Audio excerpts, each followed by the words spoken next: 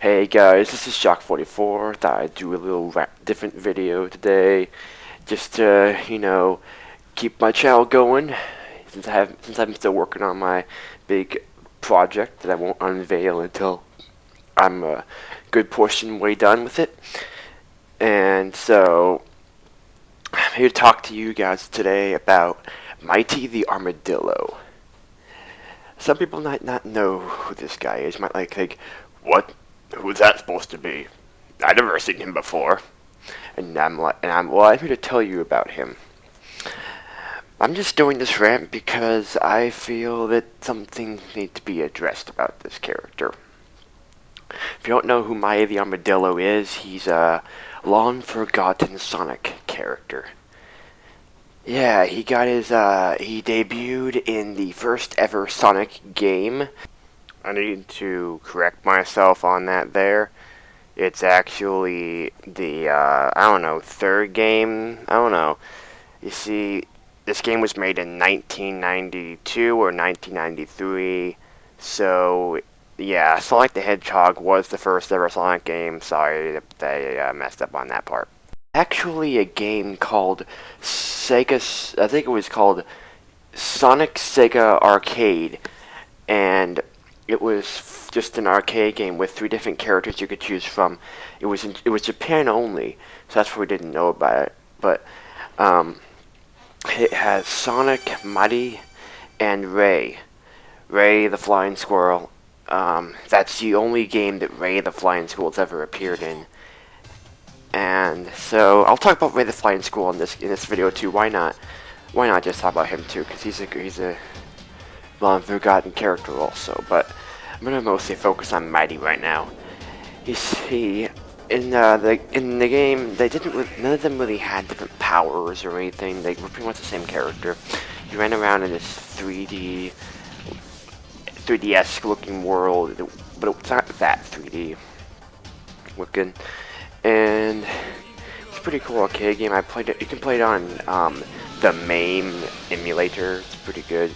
Don't expect it to work online. I try to get it to work online. It always desyncs, no matter how much I try. Always desyncs. Anyway, the other game that Mighty appeared in was Knuckles Chaotix, and I don't even know why Sega decided to make Knuckles Chaotix for 32X. It was supposed to be Sonic. I think it was supposed to be Sonic 4, because there's leftover scraps of Sonic and Tails stuff in the game, and there's that one beta version of it called Sonic Crackers. The Sonic Crackers was basically what the game was going to be, but they changed it to Knuckles Chaotix later.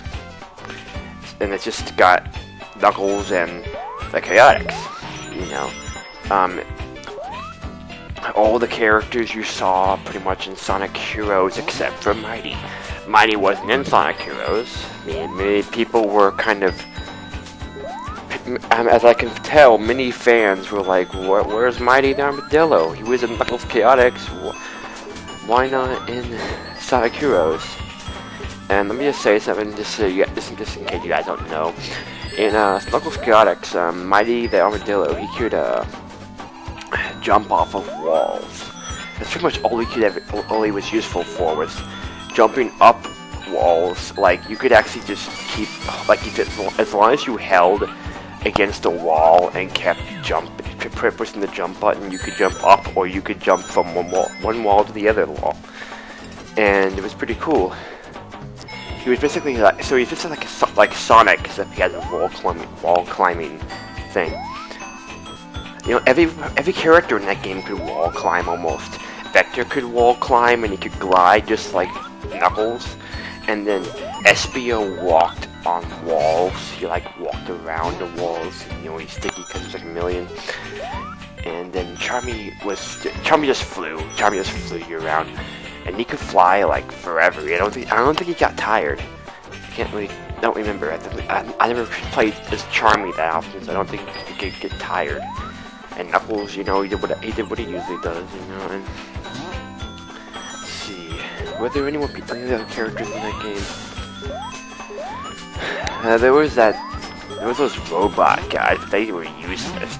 Like Bomb and Robot Guy, whatever. They were useless. They couldn't really do anything. If you got them, then you're pretty much screwed. You're like, oh crap, because all they could do was just jump on enemies. Anyway, Sonic Heroes was pretty random because I guess Sega wanted to go a little. I know they wanted to go a little old school with this game. They wanted to take us back to the simpler Sonic, like game type of game. You know, a little nostalgia in there. And they decided to bring back Team Chaotix as one of the teams for the game. And I think Team Chaotix was a big success in the, like, I really liked seeing them. Like, and it was really weird to like, you know, that it actually gave us, like, a little backstory to them. Like, a detective agency, really? Huh.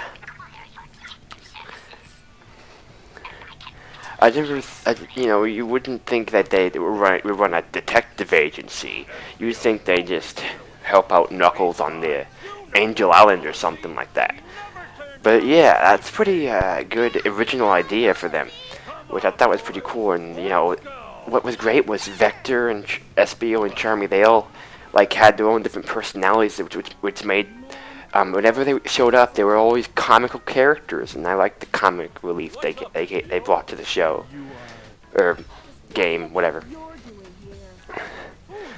But yeah, and then in Shadow the Hedgehog, that was like the one, that was like the only cutscenes that were actually really entertaining to me were the Chaotix.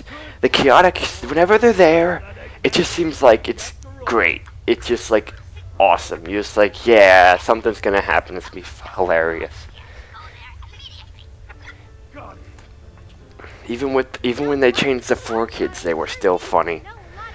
Like in Sonic X, I was really surprised they even made an appearance in Sonic X. I was like, wow, really?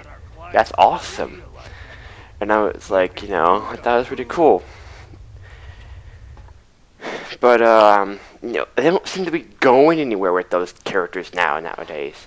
It's always just Sonic, and even if it is just Sonic nowadays, some people think that Sonic's not going that well with the games. But I'm not here to talk about the main games. I'm here to talk about the long lost characters of the Chaotix.